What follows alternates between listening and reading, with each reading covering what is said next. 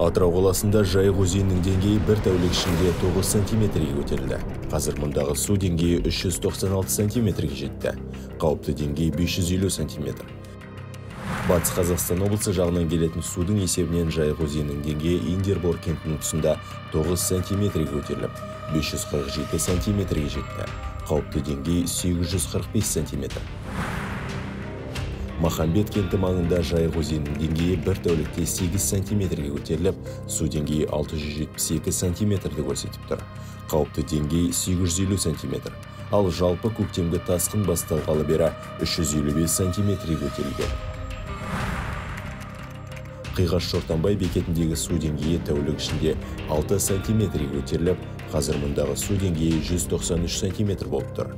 Қауіпті деңгей 5 метр.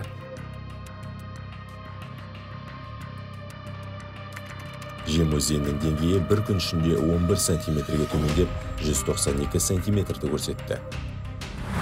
17 сәуір күні Иреклі су қоймасынан секундына 345 текше метр су жіберілуде.